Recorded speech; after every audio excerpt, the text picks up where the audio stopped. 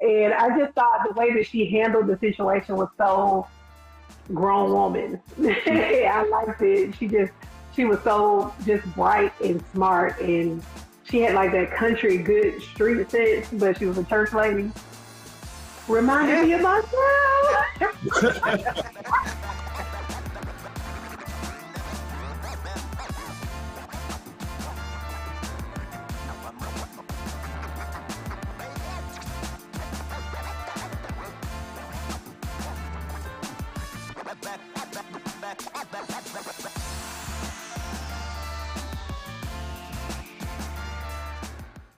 Hey everyone, it's Chris Colston. I'm here with Isaiah Tukes, Kimberly Lake, and Laria Reed, and we are Four Friends and a Book. So Four Friends and a Book is our monthly podcast series where we have a discussion centered around a book that we're reading together, and we meet here for that discussion about that book. So it's kind of a book club, book review, mixed with just table talk amongst friends. So first and foremost, if you haven't already, we need you guys to subscribe. Follow us on all our social media platforms. And also, if you're listening on our podcast services, leave us a review. Hit us up on there as well. We want to hear from you guys, get some good feedback, all that good stuff. And also, we got a new edition of Four Friends. We actually just introduced that, which we're calling the Arthur Spotlight. So check that out as well. We got new content coming out for this season 2. We just want you guys kind of really follow along with us as we go on this journey of reading books and talking to authors and just having discussions. So let's get right into this book for this month. So again, Four Friends of the Book podcast, we read books, we talk. And so in the fiction genre, for this month, we read the book Deacon King Kong by Jane McBride. Very good book. It was one of Oprah's book club selection. Kind of set in that 70s time period, set in Brooklyn, New York, and it just takes you on this. Jane McBride takes you on this wild ride of this this housing project and just everything that's going on within this community. Within this neighborhood, and just really a good read for this month. So let's break this book down. Let's get into the discussion about it. So overall impressions of this book. So Deacon King Kong by Jane McBride, and we're gonna come to my brother Isaiah. What are your thoughts about this book? Well, overall, Deacon King Kong is one of those books that begins well, but increasingly, it was engaging as I read it. This book took like longer than I anticipated on finish it. And honestly, I was almost halfway through Deacon King Kong wondering what even the book was about. I mean, I had no idea where it was headed. Even as the pieces began to overlap, fall together, this story really starts with Sport Coat.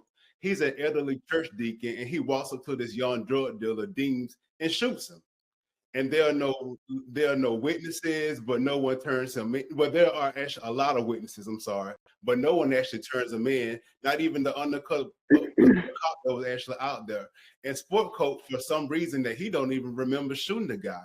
And majority of this book, involves like a place of poverty, but the real thing that was going on was they was looking to get ahead, but looking on the wrong side of the law.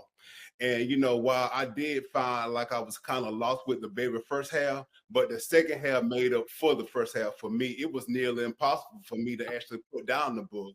And it was like one suspense after another one. And Deacon King Kong, one of those books, it just basically sneaks up on you. And I haven't, been this pleasantly surprised by a book in a while. I normally don't read a lot of fiction books, but I really did enjoy this one. Okay, that's good. Yeah, brother, it definitely it starts out just right there. I mean, the book opens up with somebody getting shot. So, yes. Laria, what were your overall impressions of the book? Well, it was very slow starting. Of course, we had this one big thing, but it's kind of like okay, are we gonna pick it up? Let's pick it up. Let's keep going. And it kind of slowly snowballs, and then it's like, you know, that kind of thing. Mhm. So I liked it. I thought that it was well written, especially when you get to the end, you understand why it was written the way it was. Um, I hate that I didn't get the resolve that I wanted at the end, with knowing where this. Well, are we doing spoiler alerts and all that? We doing? Yeah, Give I it to mean, him. Give it to Um, me. the money from the church, where was that money? I want to know where the money was. And I thought that we were going to find this out, but we don't. That was the biggest thing for me. I was like, well, where was it? Because they kept talking about, I just got to find where my wife put this money. Sport Coat was talking about his wife that passed and everything. So I was just more concerned about that than anything in my mind. Of course, Dean's was a drug dealer, so that's what happens. You get shot. But it was kind of, I won't say funny, but to me, it was amazing at how something as simple as one person shooting somebody for no reason could cause all of this.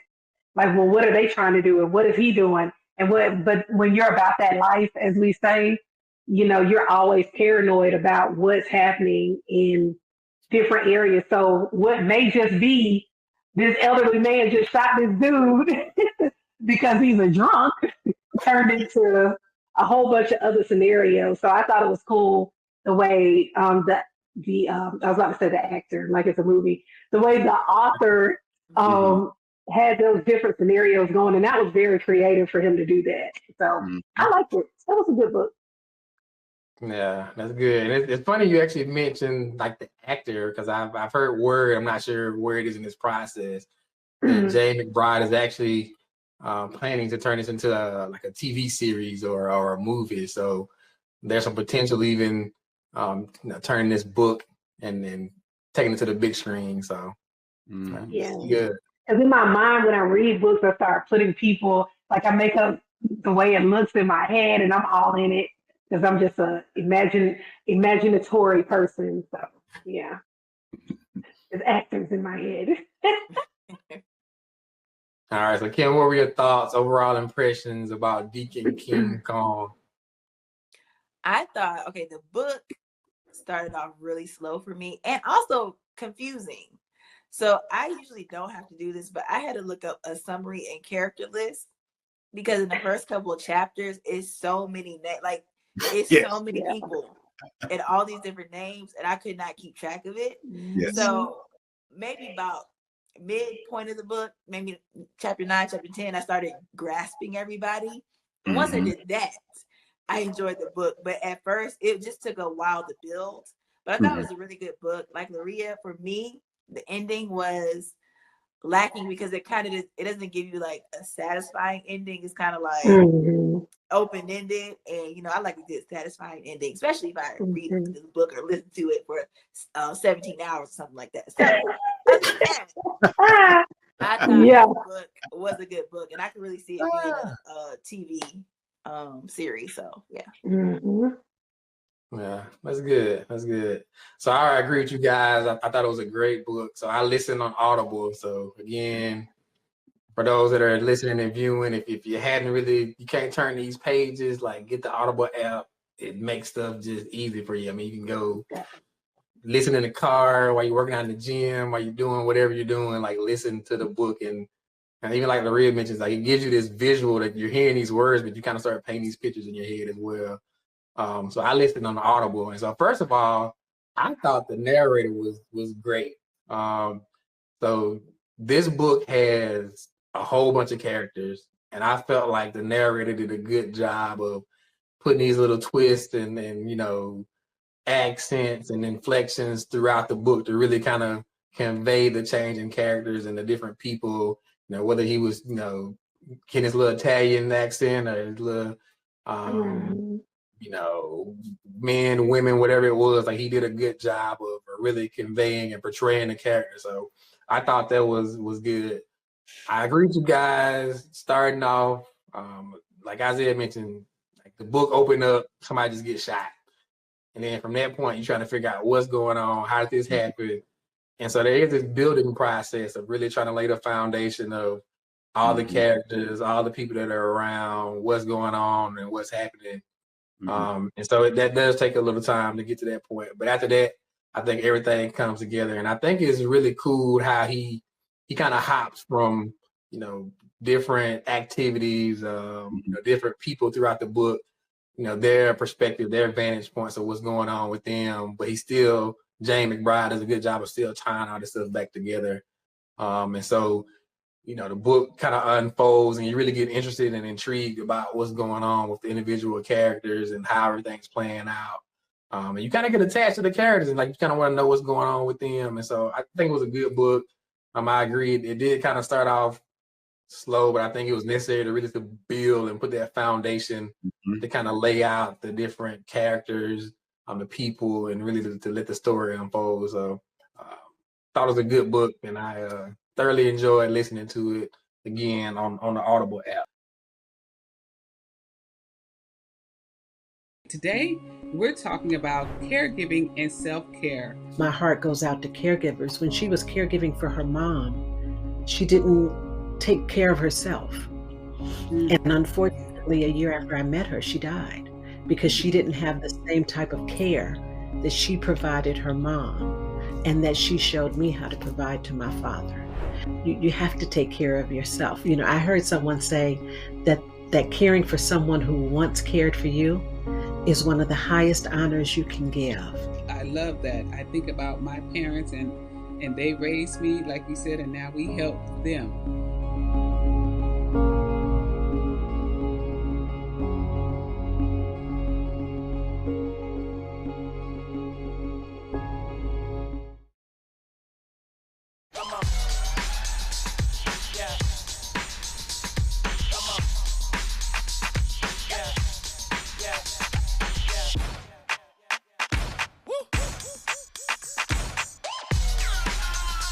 You're not going to get it all right. Just make sure you nail the big stuff, like making sure your kids are in the right seat for their age and size. Get it right at nhtsa.gov/the-right-seat. What type of encouragement or something you would tell single people dating? Because social media is not permanent. Social media is artificial. Learn how to be yourself with a person. Be honest and know your worth. And I will say this: quit valuing yourself like a Rolls Royce, but you showing hoopty mentality. You parading around like a hoopty. The real men, somebody worth something, we not looking to take a hoopty home.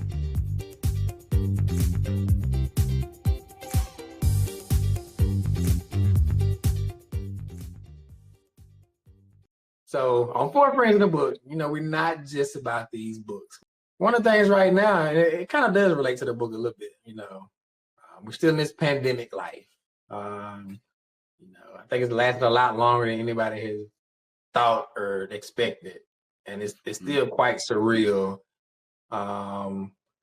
So in the book, my boy Cuffy, I'm gonna call him Cuffy, but also Deacon King Kong, he has all these different jobs. He an OG.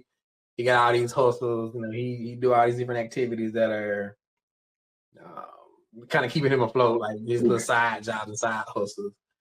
But we think about today's time, like the workforce has drastically changed due to the pandemic. A lot of us are still working from home. We're seeing a lot of workforce shortages. We're seeing this great exodus of people, quitting their job. Like, hey, this ain't for me anymore. I want to try something new. I want to do something different. And there's just a lot going on. So I kind of wanted to talk to you guys about that and kind of unpack that situation, that scenario. So, how has pandemic life kind of impacted you from a work perspective, or how has that changed what you have done traditionally as far as work? And we're gonna come to Ms. Lake. We're gonna start with her on this question. Pandemic life and work now, or even just in general, how have you seen things change, or are things still the same? What are your thoughts on that? Well, I think things have changed a lot. I mean, I think moving forward, like this whole pandemic, like this, we're gonna look back in history and see it's like a time of Mhm. major change, not just with the work, but with education, churches, like all the way across the board. Um, it's you can go to any restaurant and see how much it's been impacted because literally everybody is hiring. I don't care where you go. There's a sign in the Sure. window in the door like we're hiring. Now they're offering all these benefits because now they see the value, I think, of workers. For me, the pandemic, I mean, it affected me because I work from home. Normally my job I wouldn't be from home, but I am. Also, it kind of I already look, I'm a creative. I say it all the time, but I am, and I love freelancing and all that. So working from home has been great for me is if it's what I want to do and like my lifestyle and personality. So I think that's actually helped a lot of people to see that maybe they can thrive doing something like entrepreneurship or something different than the regular 9 to 5 clocking in, clocking out. I think employees, not workers, but employers, I should say, Mhm. have to really look at changing what they're doing now because it's not working anymore and it's not going to work anymore. So they're going to have to look into more creative ways to work and partner with people. But yeah, for me, working in the pandemic has been good in a sense because it kind of fits what I want to do. Okay. Okay, good. Isaiah, what about you, man? Well, first I want to talk about the pandemic, what it did to me. Then I will express, how it did as far as like my work relationships. Since this pandemic hit, we're going into year 3, and life for me has been made me an introvert, and I don't like it at all. I'm used to being outgoing, used to seeing people, used to, collaborating with colleagues or whatever. And I just do not like being, basically stuck. A lot of the people I have not seen in almost 3 years. This is year 3 going on. And I don't want to be crippled by the pandemic, but I do want to follow the science and trying to protect my well-being. And like Kim said, like the backside of it, you have seen so many different small businesses flourish, as well as a lot of people are really taking the entrepreneurial route because a lot of free time they can explore and do some of the things that they wanted to do and go and start these businesses. So I see the back end of that, but like Kim did say as well too, like when you just can walk into a restaurant and just to see that it's not that is a lack of availability for you to get in the restaurant, but it's not really a lot of workers there to even greet you as you come into the restaurant. So you see this and you see that in actually different stores, and this pandemic has really affected us whatsoever. And being that it is going into year 3, I don't want to think of this as the new normal, but I often question that when this is going to end, and if this is going to end whatsoever. So I think the best thing that we can do is just to stay afloat and just try to keep going with one day at a time. Yeah, that's a good point, man. I think that's all we can really do at this point. Stuff changes so much, and we just don't really know, how this thing's gonna unfold or when it will kind of end. So, it's a good point. Laria, what are your thoughts? Or how has pandemic impacted you personally, and also even if you've seen it, from another view or like outside view as far as things you've seen from a workforce perspective, the impacts of this new COVID lifestyle that we live in now. Yeah, well, I'm kind of different because I started working from home in 2016, Okay. and the pandemic pushed me to have to go back to working in person. So now I'm like, I like the job, but I would rather work from home.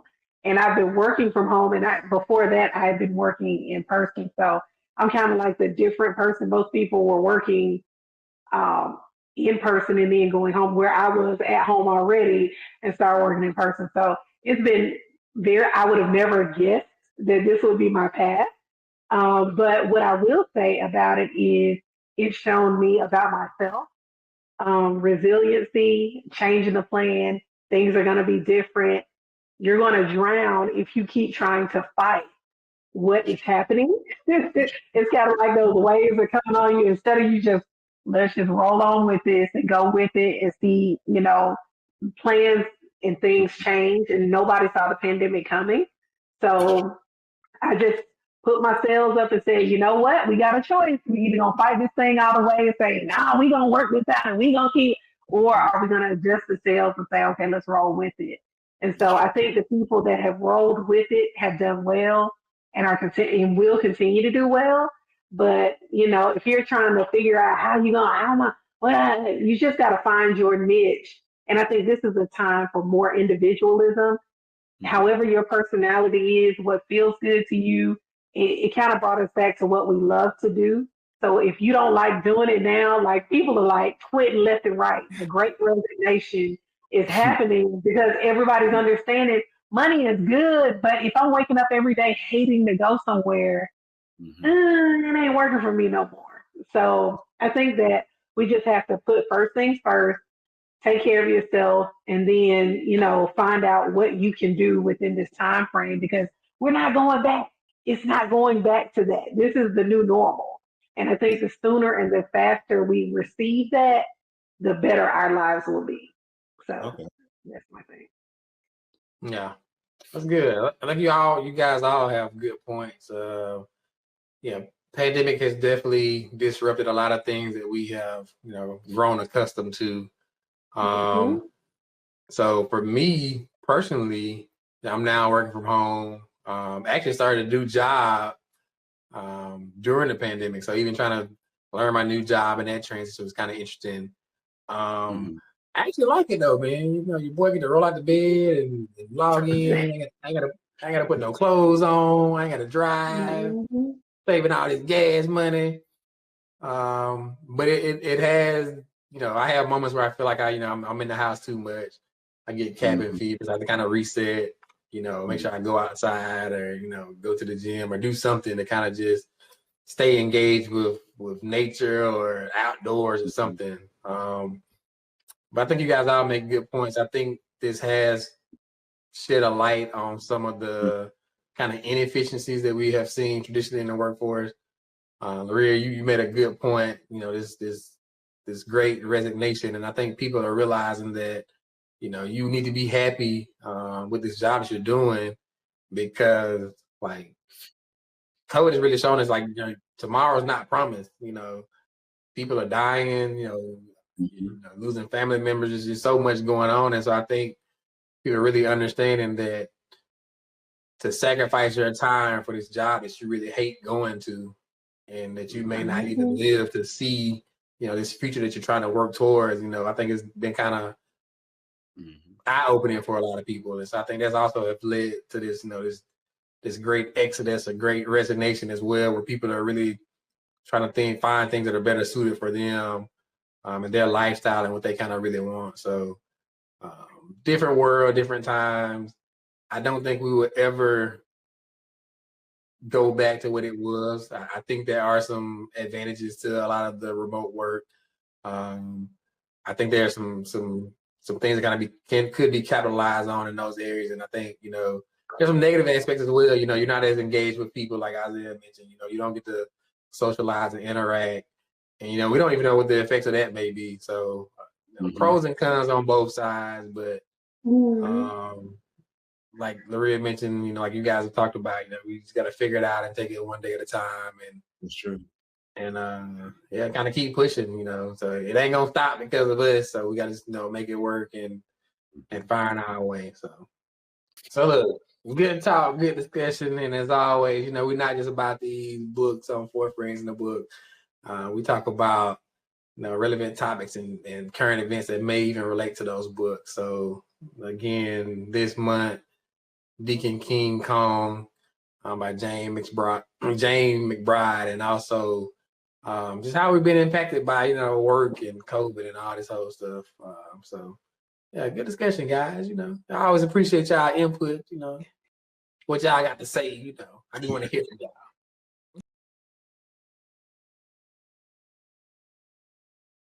We grew up with those kind of thoughts and sayings like, "Oh Lord, I don't want to take all of God's glory." Honey, who do you think you are? You can take God's glory. You haven't done anything. When was the last time you made a sun rise or a tide go in or out, or you set the stars in its place? So we can't take God's glory. I was so sorry you was gonna preach us tonight. You preaching us. You preaching us.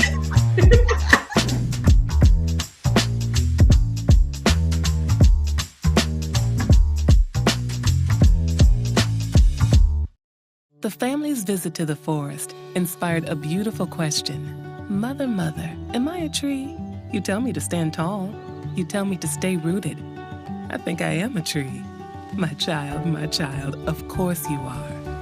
But what kind of tree will you be? The kind to hug or the kind to climb? Doesn't matter what you choose, so long as you choose to be a tree that's kind. Make the forest part of your story at a park near you. Find one at discovertheforest.org. One of the things God told me was, and to answer your question about what makes me different, he said, you are going to be authentic. Yes, other coaches will be able to help people, but you're going to be able to do that because of your authenticity of how you went through. And then secondly, what makes me different is I am a prayer warrior. I war for my clients. Yeah. I intercede for my clients. I pray for my clients. You've just answered the 6, 7, 8, 9, 10 of our questions right there.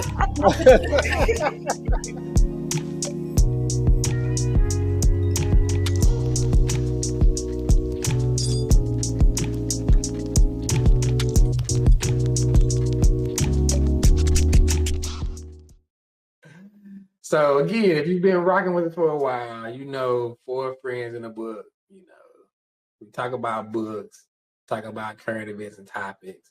But we also talk about these things which we call the rants.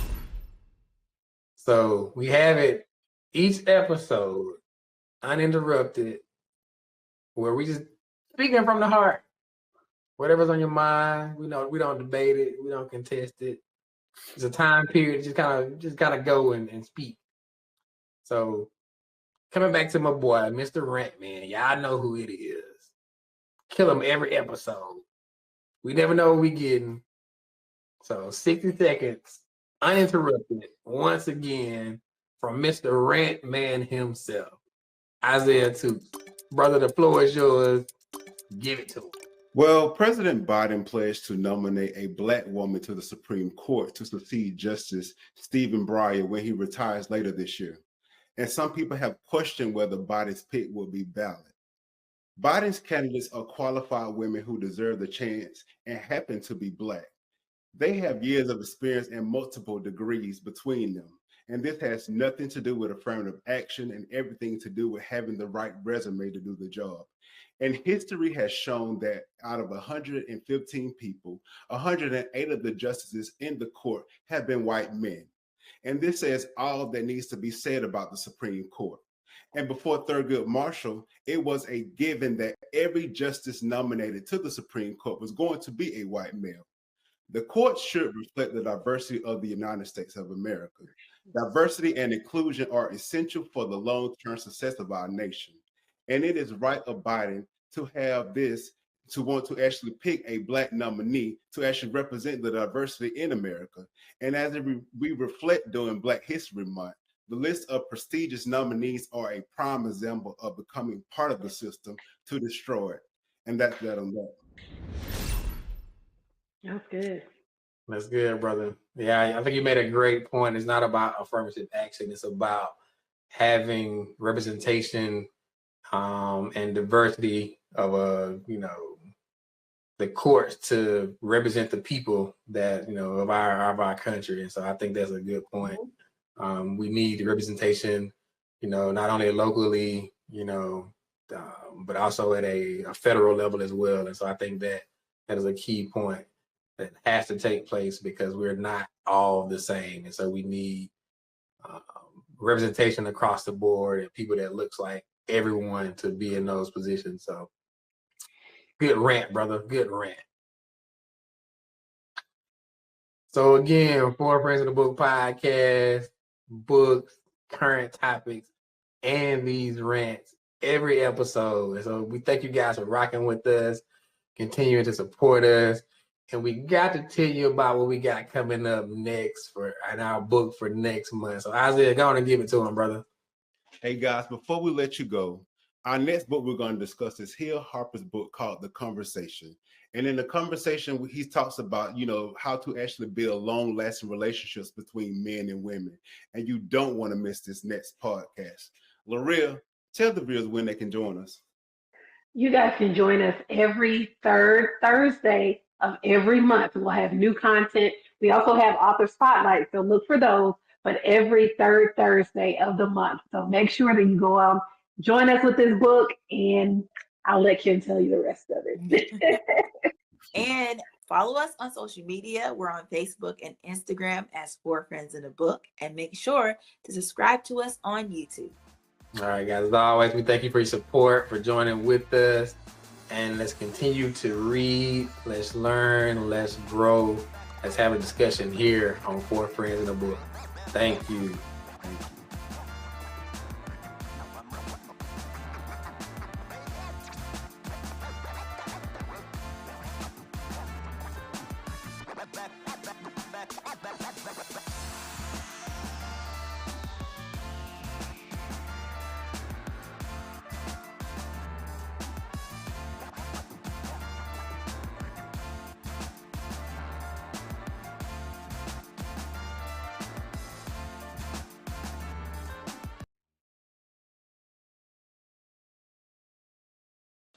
I was one of those Baptist babies born on the pew who remember songs like, "So forget about yourself, concentrate on him and worship him."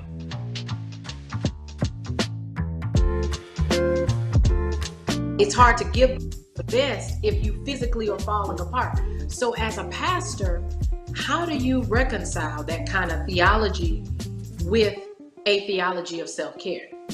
The best gift that I can be to my congregation is to model it. God is concerned about every aspect of who we are. God created our mind. God created our bodies. Why would God create a mind, a body, a spirit, a soul, and tell us not to take care of it?